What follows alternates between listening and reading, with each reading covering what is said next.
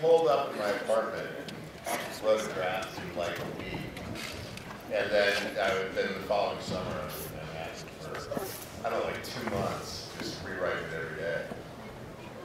What was your experience? I kept getting weirder and weirder.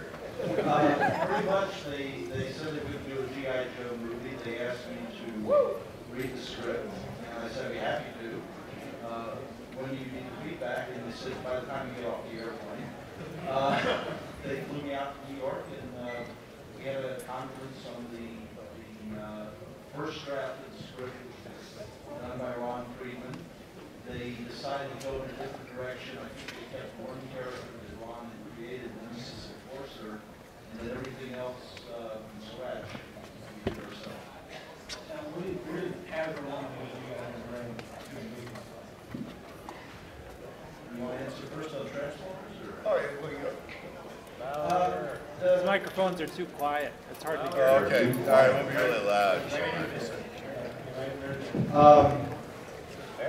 The thing that I wanted with the GIJoe movie was they told us they were working certain characters out of the toy line, and that not to use them. And I said, well, for heaven's sakes, we have got the perfect opportunity to kill some characters off. We've been doing a military show where no one has been killed. And people have been pointing that out and complaining that we're trivializing war. I said, let's kill off one of the characters. I mean, Duke was the biggest character that was going to be cycled out. And so let's kill Duke off. And they said, that's a great idea. Go ahead and do it. We wrote a scene. We did it really well. I was really happy and proud with it. And they being Hasbro, liked it so much, they said, let's go kill Optimus Prime at the same time. And the problem was, Flint will tell you, the age groups were different. The Transformer target audience was about, I'd say, 9 to 12, whereas Joe was about 12 and up. And if you're 12 and up, the idea of people dying in combat is a little more acceptable to you than if you're 9 years old. Flint, tell them what happened. Yeah, it went bad for us. Hasbro, what happened is after Transformers, some kid in Michigan, I think, locked himself in a closet for 2 weeks. And his parents got, he's probably in the audience, I'm not you could like just stand up now if you locked yourself in a closet. And Hasbro, well, we had no idea Optimus was going to get killed. And there was some of the bad moments, but what was funny, the big kicker on it was that, again, so we got the orders to bring him back. We started working on the return of Optimus Prime. But what nobody could tell anybody was we had an episode Steve Burr, I think, wrote in the pipeline where Optimus comes back as a zombie and they kill him again. And I don't think that aired in the first run. I don't think so, no. But it is in the collected stuff. But yeah, it was. But I mean, I remember the intention of the film. So we just wanted to do something really big and kind of exciting and wild, and do a bunch of stuff we couldn't do at the Daily Show. And what really struck me watching this is just how wild that film was. At the time, it seemed normal to me. Like Draft 25, you forget that the universal breeding's kind of odd and junky and they're unusual, but. You have to understand the perspective of the time. We had, at any given moment, 3 65-episode freight trains that had to pull out of the station every day at the same time. You had to throw something into one of the cars and get ready for the next one. So by the time you got around to the movies and whatnot, we were kind of punchy. And, we didn't have quite the same perspective as when we started out. Yeah, no, we were shell-shocked. I mean, because you just think about it, that's 65 episodes a year. That's a lot of stuff. You have to know the story, the script, and we were fortunately really kind of mercifully young and too dumb to know that was impossible. But the films were, they were treated like something special. Right? I was like, I hold up at some hotel, really great hotel actually, for months working on that thing. Yeah. Alright, well let's talk more about the shows and the movie. Please help me welcome the director of GIJoe the movie, Mr. Jurwich.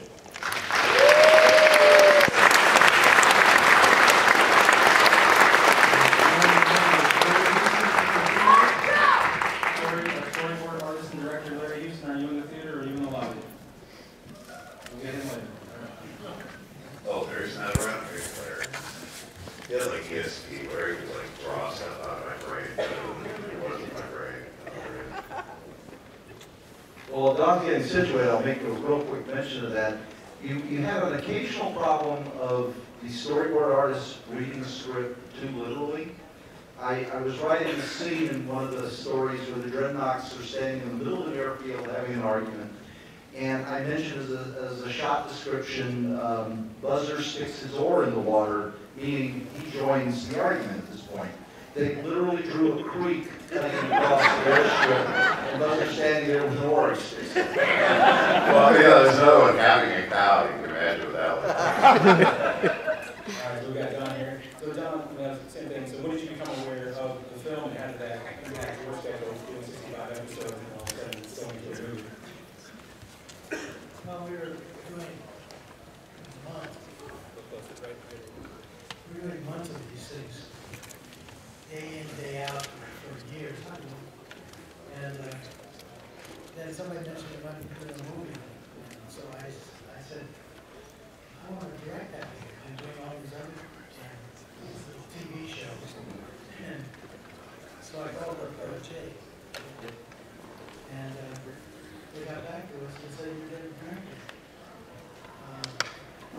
I don't remember you guys. At 65 episodes, you know, per show, surprised any of us remember any. Yeah. It was quite an experience, it really was. We would be often, the Marvel side would be hunkered in their bunkers, and we would be hunkered in our bunkers. And every now and then we would actually have communication with one another. But Wally was cranking out the voice tracks, we were cranking out the scripts, you guys were doing the storyboards, the animation and everything. But we didn't have a lot of time to interact personally on a one-to-one level outside of the occasional phone call or email to the effect of, what do you mean by this? For Larry, who just joined us, like I said, Larry is a storyboard artist and director who makes GIJoe and X-Men and Ninja Turtles. You were responsible for the big opening action sequence of GIJoe movie. How did you approach, doing a huge action scene with every single character in the universe? Well, what happened was Don Jurwich asked us to come up with an intro for the movie, and at the time there was some sort of event going on with the Statue of Liberty, and so I started using that as the basis for creating the opening titles and started saying, okay, well, we're going to invade the Statue of Liberty symbolically.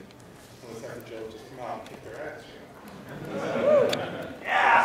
So I just started drawing stuff and making up stuff and started pulling stuff in from, at the time we were highly influenced by a lot of anime at the time, Miyazaki and all that stuff he was doing. So I just kind of pulled everything I had in my head, just put it on paper, just sent it out, and Don, approved everything. And the cool part about it was that it was a theatrical budget. I had been working on a TV series ever since it started, all the little miniseries with the mass device and all that stuff.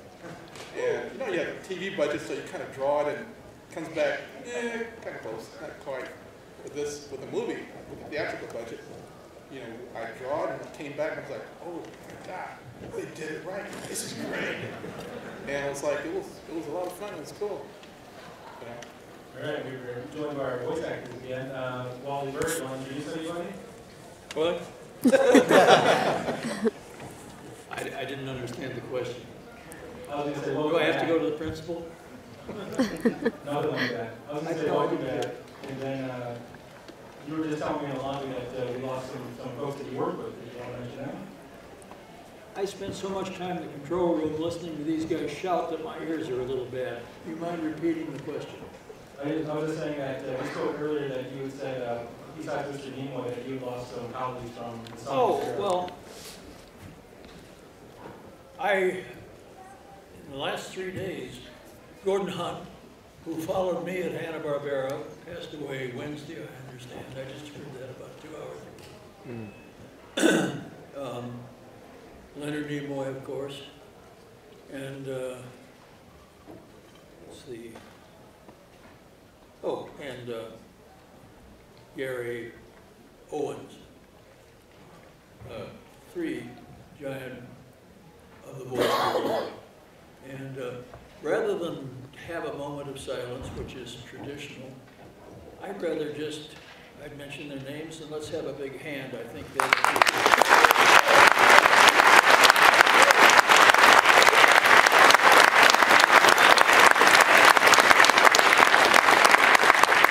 real short, just for each one of them, so nobody's feeling that they're being left out. Gary Owens, yeah.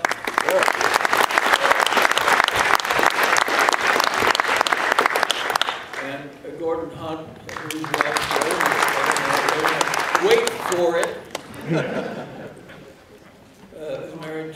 Was married to B.J. Ward, who's been one of the very several actresses in this business that all of us know. You bring them in and give them anything, they can do it. Sulu's one of them, BJ's another one. These are the ladies who lunch and who can do voices beautifully. In any case, BJ is the widow of Gordon Hunt, and Gordon Hunt was the father of Helen Hunt. Our condolences to BJ.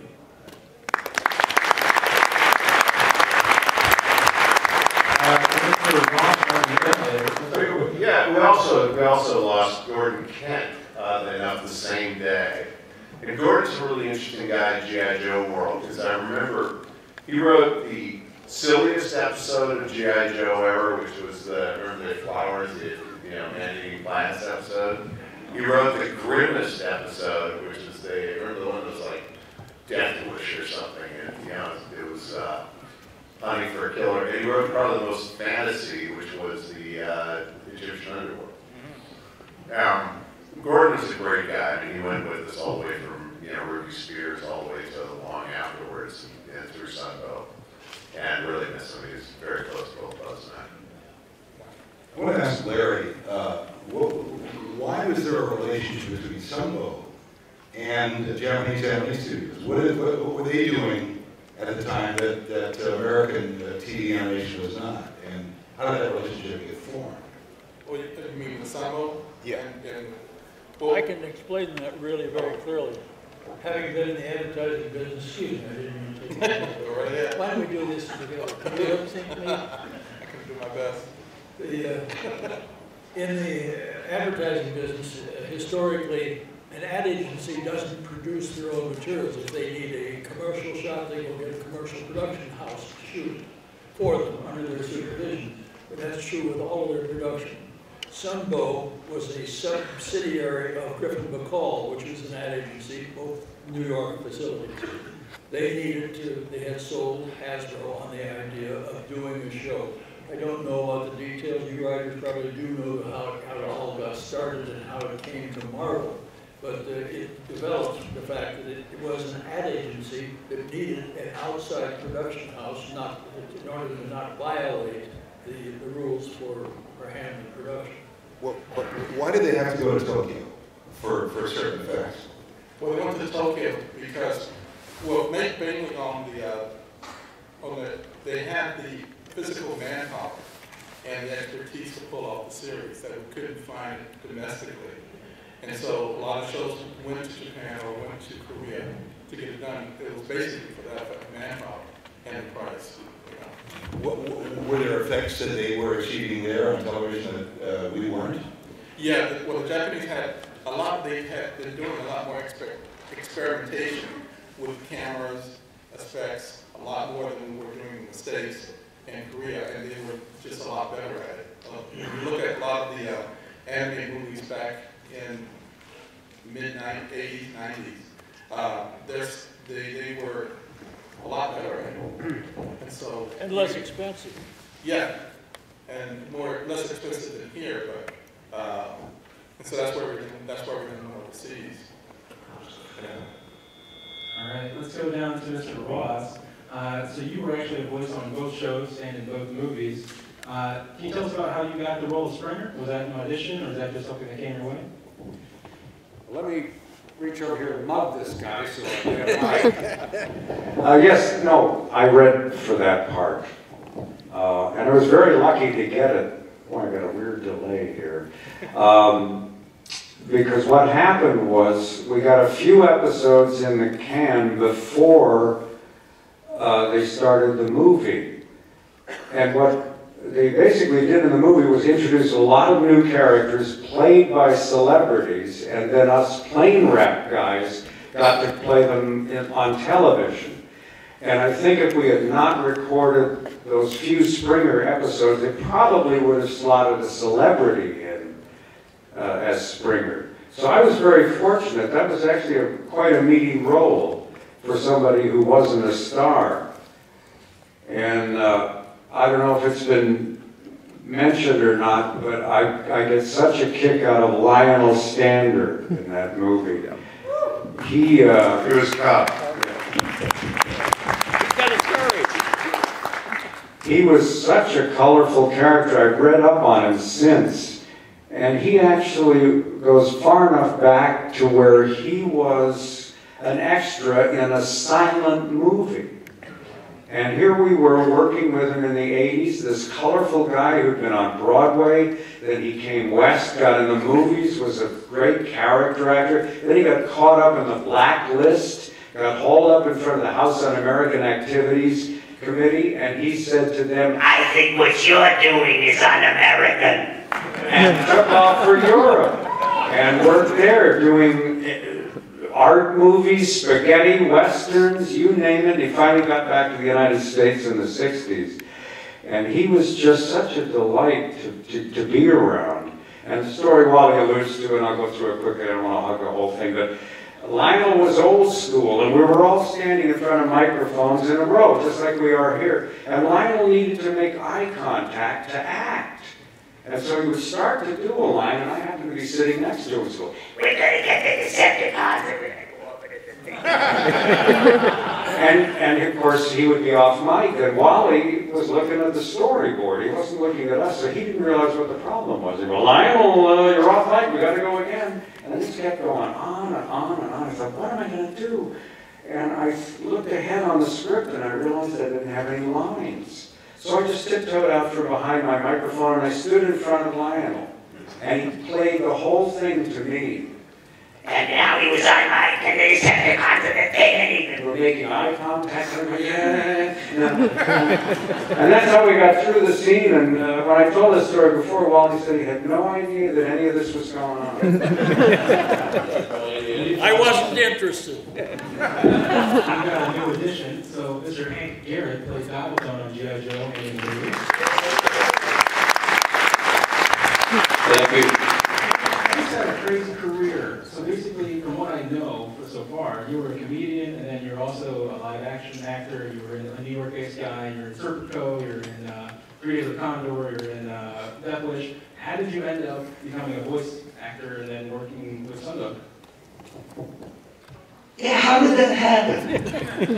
Well, anyway, I was a stand-up comic. I was Tony Bennett's opening act for 4 years.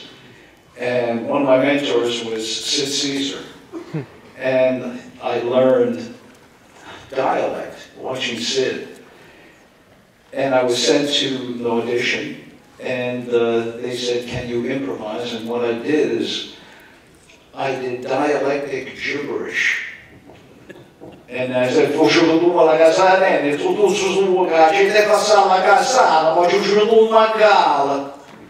he said, yes, he's an Italian voiceover actor, and he just came to the United States looking for a job.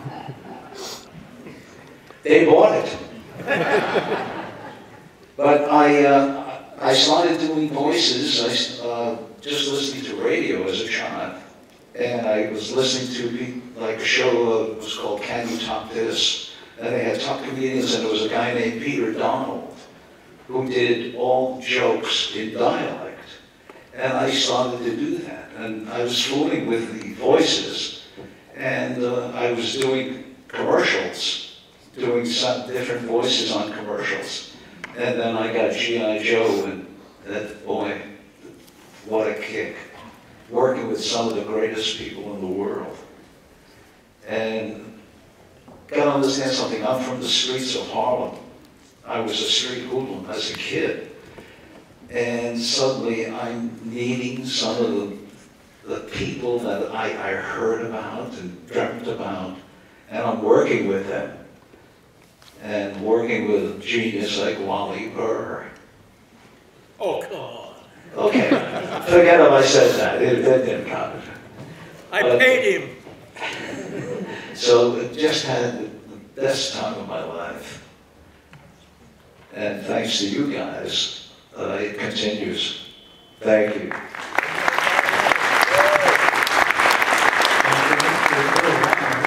You were Flint on the TV show and in the movie. How did for all the voice actors, how did you build your character? Were you given scripts and sketches beforehand? And for Bill, how did you build Flint? And what did you think of being one of the only two guys with a romantic subplot? I felt like somebody on a JV football team with a coach screaming. And Wally was tough. I mean, we would always torture Michael Bell because he could give an hour at a time and he'd go on to 10 other shows in the same day, 10 other animated TV shows. Wally, let me out of here. Stand there and do what I ask. And so we'd be there for 4.5 hours as opposed to the typical hour, hour and a half Hanna-Barbera session. Because Wally was asking for method voice acting. I think you need to write a book called Method Voice Acting. But that really was Wally's direction. I mean, we were these silly voices on the Smurf. Oh, the big Smurf. And suddenly we were realistic characters. Much like today, when animation voice acting has changed. Because the games, they're not so much silly Smurf monsters as they are real human beings out in space. And if they don't look like human beings, they sound like them. So it was a style of acting that Wally asked for that really hadn't been done in American TV animation. But my big question is, by the way, Lady J, Mary Lewis, wants to give a shout out to the fans. She was in Portland and was down here for Long Beach Comic-Con and couldn't make it back down for this, but says hello and GIJoe.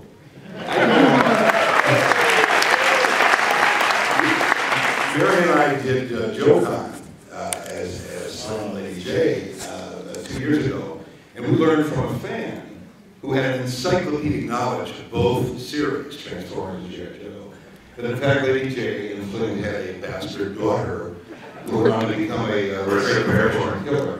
And there was one episode in which she appears with her father, Flint Sr., is this true, gentlemen? Yeah, this is absolutely true. If you read Flint's card, his name is, what was his first name? Daniel Fairborn, very good.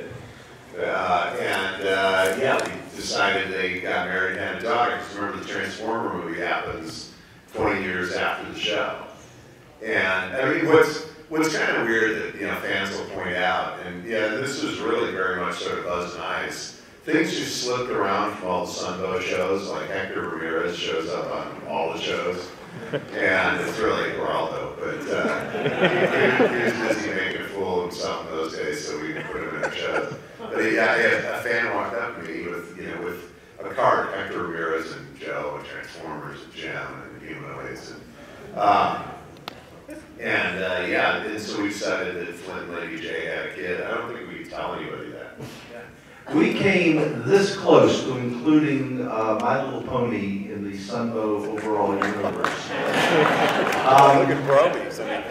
The My Little Pony movie was the first of the Sunbow features, and I was asked to contribute some ideas to it and whatnot. And among the things that I suggested, I said at one point one of the ponies is going to look for help. And so I said, what they ought to do is they ought to fly over to the Autobots base and ask them for help. And then they fly over to Joe headquarters and they find Shipwreck on the back porch drinking a beer, and they fly up and, can you help us? And Shipwreck would just sit there looking at him. And they go, well, can't you help? And then they fly off and you throw the beer away and you take the pledge and never drink it. But they said, no, we can't do that. They threw it out. But after we did this, we did an episode called Once Upon a Joe, and after it was in the can, I slapped myself on the forehead and said, we should have made ponies. Not the funny characters, the caricatures we did. We should have made the characters that they were talking about little ponies. The Smurfs in it or whatever. Yeah, it was a Smurf parody. And for Don, so Flint had mentioned for the Transformers movie, just trying to make it bigger, more exciting, more crazy. What was your goal, or what were you trying to do with the GIJoe movie, going from 22 minutes to 90 minutes? Well, there was really a problem with somehow people wanted to introduce so many characters. You know, there's just, you'll see when you see the movie, it's just full of different characters. And to keep a storyline going with one character is difficult to sustain. Also, we had a hard time making the atmosphere where the villains lived to make it interesting and viable. You know, this show was done 25 years ago. And went on to do so many other shows that it's hard to remember any of this.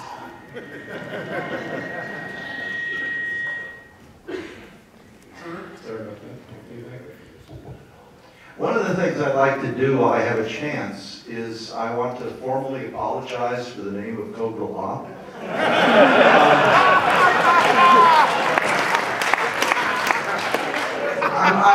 I'm going to back up a little bit and get to that point, but allow me just a few minutes here. The Joe movie went into production or got revved up to be made after season 2 had started. And when we started season 2, what I wanted to do was an episode that kind of explained the background of Cobra. And it was going to be called The Most Dangerous Man in the World. And the plot would be that Cobra has a secret prisoner they've been holding for decades. He escapes. Cobra ceases all of their operations worldwide to track this one prisoner down. The Joes have no idea who the prisoner is, but they realize they've got to get him first because Cobra wants him so bad. So there's a race to capture the prisoner. They capture him, and they find out he's essentially the Friedrich Nietzsche or Karl Marx of Cobra. He was the guy who came up with the original theory and political theory behind Cobra. But Cobra Commander had so badly interpreted it that if this guy was allowed loose, he would be, denouncing Cobra Commander and undermining Cobra. So Hasbro approved that. They said, yeah, that's a great script. We want you to do that. And by the way, think of, you got to include the Cobra Emperor in there. And I said, the what? And they said, the Cobra Emperor. And I said, who is the Cobra Emperor? So well, he's the guy in charge of Cobra above Cobra Commander. And I said, no, he isn't. If you had told us last season, drop some hints, we would have been happy to do that. But you just can't introduce a brand new character who is the superior in command to the guy you've just established is the superior in command. And I said, oh yeah, I guess you're right. Well, come up with, an explanation for it. So let's come up with a couple of explanations. We'll make our choice. So I came up with 2 ideas. And the first idea was that they got so tired of Cobra Commander, they decided to build a new leader. And so they steal all the DNA and from the various dictators and whatnot, and create Cobra Emperor, who eventually we end up calling Serpentor. The other idea was that there was a secret base somewhere that Cobra Commander had come from to establish Cobra, and they got tired of Cobra Commander screwing up, so they sent somebody basically to take over. And I really didn't like that idea, but because they had asked for more than one idea, I felt obliged to give them 2. So I called the secret base Cobra Law, thinking, well, nobody in their right mind is going to accept the name Cobra Law, knowing full well that it refers to Shangri-La, the most famous lost civilization in literature, especially if it's based in the Himalayas. They loved it. I mean, if I had known that was going to happen, I would have called it, Granny's Body House or Festering Monkey Hemorrhoid Island, something like this. So I begged them not to go with that name, and they insisted upon going with it regardless. For Michael Bell on the end there, welcome back, sir. Hey. Hey. All right. So, how did you feel when you found out that Duke was, spoiler alert, was supposed to die? I felt good. No, I didn't know. I didn't have a clue. You think I looked at the script? It was just me. I'm Duke, aren't I? You don't You kill know, his car. you never feel good when your character's gonna go, and you're reading something and you suddenly go, what is this thing where he is being held in his arms and his last words, what does that mean? It means your toy is not selling. So, okay. And then I said, why don't you kill Don Johnson? Why are you doing that? Because he has a daughter that's going to appear nude 40 years from now. So I guess that's your answer. So what was it like, so bringing on like, the Transformers, and you had Flint Dille, the young guy, and then you have Don Johnson and Bruce Meredith and GIJoe. Did those guys come down to the studio? And just No, I can explain. Michael did a role that was opposite Don Johnson's character. And so Don Johnson's character had not been done.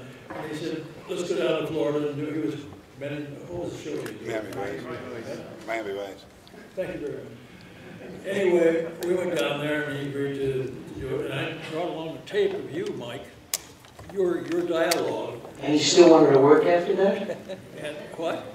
He still wanted, after he heard my voice, he was willing to still, my voice, he was willing to still do the movie? I just dropped my water. Oh my God, who knew you were pregnant? You mind if I move away? Anyway, I had a woolen sack recorder which had a kind of a break on it. You could stop the tape. So I ran his dialogue, and it made it sound or feel to Don Johnson as though he had somebody to talk to, which is very surprising since he was acting opposite you. Yeah. Anyway, it worked very much, and at the end of the session, he was supposed to stick around and do a photo session. And I remember he went like that and said, I'm going to a party. You know, I will never forgive the writers for writing Window Viper. Does anybody remember that, the Vipers? And that was Steve Gerber. That was Steve Gerber, and this is another example of, you've got a freight train with 65 cars. They've got to be filled. One a day has to be filled. And at a certain point you go, yeah, why not? Go ahead, throw it in there. For Larry and Bill and Michael, and forgive if I'm forgetting anyone, but a few years ago you worked on an episode of Community, G.I. Jeff, where it was basically GIJoe, but like with real violence and sarcasm and satire. Yeah. What was it like coming back so long after and kind of being like a comedic? Bill did that, didn't you do that, Bill Ratner? One of the producers actually called my agent and said, is the guy who did Flint still alive?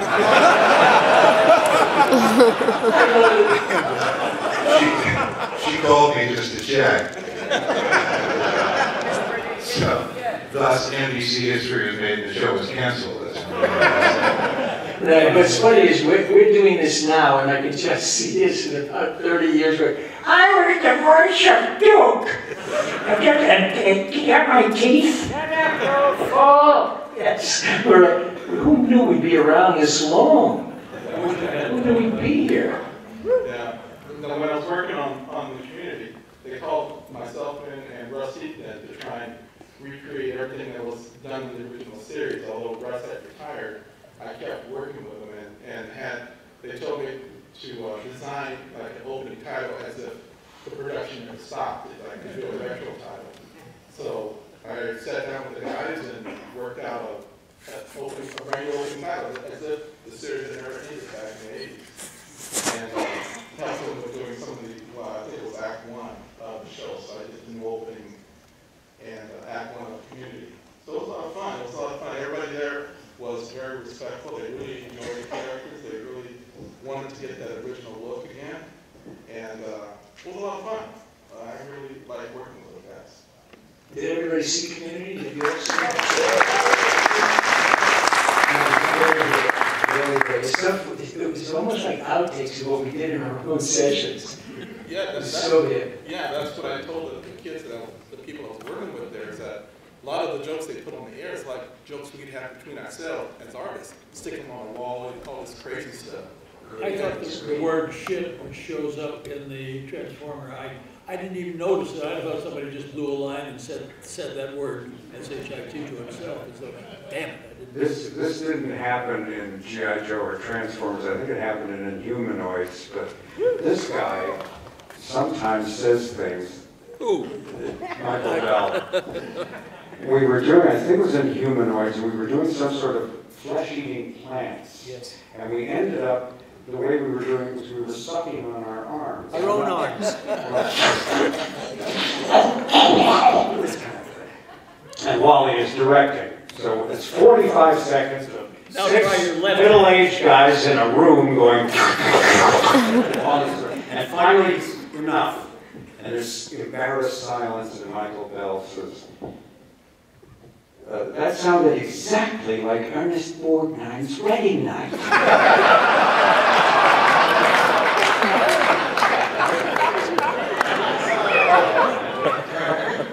That was just one of many. And we were, what, 30 in a room at that time, and we were literally, I remember it was so hot, we were lying on the floor, and it was these were long sessions, and at one point, the great Frank Welker was leaving because he had another job. And I looked up at him, and I opened my wallet, and I said, if you can find my wife, tell her I'm here. I haven't seen her for a long time. And we went out, and we sweated. It was great. We loved it. And I remember Susan Silo played my sister in Humanoids, and I was Blackthorn. And I remember she had some lines she had, and Wally would say, okay, so, Susan, can you do that deeper? Susan had a voice like this anyway, right? And she would do it again, and he'd say, Susan, move deeper. And she looked at me, and I said, why don't you do it deeper? I'm going to do it deeper. And she said, okay, Blackthorn. And then he said, Susan, can you do it deeper? I said, Wally, she just left a lung on the window. It's a girl. This is a girl. This is not GIJoe. This is a girl. And he said, she said, oh, thank you, Mike. He said, oh, right, sorry, Sue. Okay, you're fine. The joking that goes on between actors, and I'm in the studio, and if I got my finger on what's called the talkback button, it mutes the speakers in the studio. So I'll suddenly look up after a while and find everybody laughing in there. I don't know that they just made some sort of a joke about my direction. I'm looking around sort of like that. There's an anecdote which probably goes around with all actors, and that is that if you've got a script and you start looking through it and you start to say, all right, BS, my line, BS, play BS.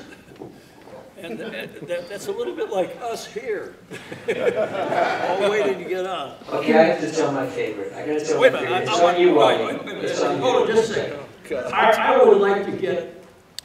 There are hundreds of these people. There was 72 actors in GIJoe, and it's about the same number in Transformers. Get them all in a big auditorium and go on for 4 hours of anecdotes about the fun and the jokes and the kidding around and all of that. I think it'd be a fun session. I think the audience would love it. Just animate. I have to say, this is great. When we did the Transformers, the movie, which you just saw, which was really super, Wally was bringing in the great Orson Welles, and I asked if I could be there. I would pose as an engineer, and he said, no, this is just me and the engineer and my help here. None of the actors will be here. And I said, if I could just come. And he said, no, I'm sorry, I'm not inviting any of the actors in. You just can't, it's okay. And I heard later on, Wally had, during the course of it, Wally had made a suggestion to Orson Welles, a particular reading of a line. And Welles said, you're not going to give me a line reading, are you, Wally? And he said, no, absolutely not. No, that wasn't it at all. I was just, I don't know, who said that? Did you just say that? No, it wasn't me. And then a short time after that, Orson Welles died. And I passed the rumor that Wally Burr killed Orson Welles. You didn't pass a rumor, you got on TV and told everybody that Well, he said it in a session one time. He stopped you in the middle of a line and said, no, Michael, I want to... Don't stop with me, Wally! You're the guy who killed Orson Welles! That is based, as most a true thing. I met Mr. Wells. He arrived in his own car. We'd sent a limo, as you do for most celebrities. The driver arrived, and I said, I could see there was no one in the back seat. I said, what's happening? He said, he told me to go ahead with this, and I said, what? And he opens the trunk, and there's a large wheelchair there. And presently Mr. Wells arrives, and then we go into the studio, and we seat him, and I think he had the wheelchair. The rumor was that he was not well. He was vigorous, he was fine, he was not showing his illness if it had it at that time. But in any case, we sat down, and I said, can we run a few lines? What I wanted to find out was whether he read the script. I was not really testing him, but I said, let the engineer get a level on it. He said, all right. So he started to read the lines, and he was reading lines that would be opposite Leonard Nimoy, bless his soul, would be reading the next day. So I decided to cue him with Nimoy's lines. And he's bumbling along, as Mr. Wells would. And I was coming back, and he thought I was reading lines to him. He said, are you line reading me? You're not going to line read me, are you? I said, I wouldn't dream of it. He said, you're doing it. And I said, no, I'm actually reading Leonard Nimoy's lines for the next day. Oh. So you are. And the monkey jumped off my back onto his back.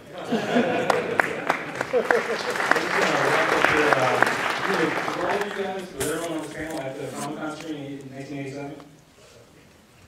Yes. Yeah. Yep, we were all there. Don, what did you think of the finished product, even though it was in the wrong order? Yeah, they put the reel 2 on first. This was early on in the Comic-Con, and they had to use a local theater in the middle of the day to screen this thing. There was like 3 people showed up for it. And the projections kind of says he had something smell on his breath. And he put the wrong reel on first. And we never did finish it.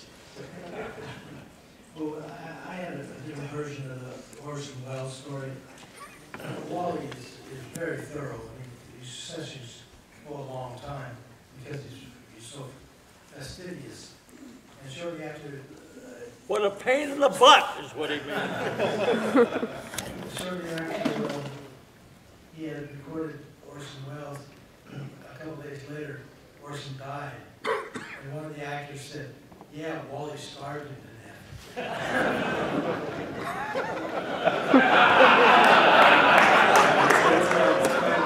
Party shots from anyone here, because we're about to see GIJoe on the big screen, and I have no idea what's ever been in LA. Thoughts, memories going in? Send us off. I would just like to say one thing, that the idea that I came up with for The Most Dangerous Man in the World, I'm working right now on a Kindle Worlds book that will be called The Most Dangerous Man in the World, the Lost GIJoe episode.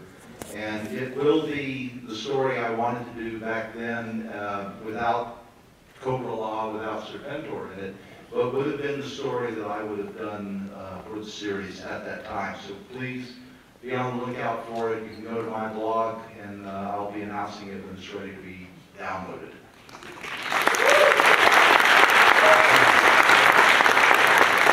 Yeah, I'm just looking forward to seeing the GIJoe movie. I mean, I saw it, and I didn't even notice the reels were backwards. But it was the 80s. And, yeah, you got used to entertainment like that. But, yeah, I'm just looking forward to seeing it. Finally in its real form. I think one of the wait, hold on. One last thing about Orson Welles. What Wally didn't tell you was that Orson Welles' opening line of the day as he walked in, he said, I hear I'm playing an entire planet. The thing that was funny about it is he looked like an entire planet. I mean, he was a big guy, and he weighed probably, what did you say, 450 pounds, something like that? He was like probably 6'4". He was a giant guy. And, one of the things that I explained to Missing Reel during the screening at Comic-Con years ago was one of the great cultural influences at the time in the mid-'80s was the crack epidemic pandemic in Los Angeles, and there were 70, 75 of us. There was an afternoon at which members of Cobra entered the room about a half hour late, coughing and voluminously. And we expected to smell, bourbon or schnapps or something. Instead, it smelled like Dow Chemical. And Wally Burr said, "What are you doing out there, smoking crack?" And the entire room shrugged, and we went to work. Thank you so much, everyone here. The entire room shrugged the last time I directed them. So once again, thank you so much, everyone, for being here. Give it up for our panel.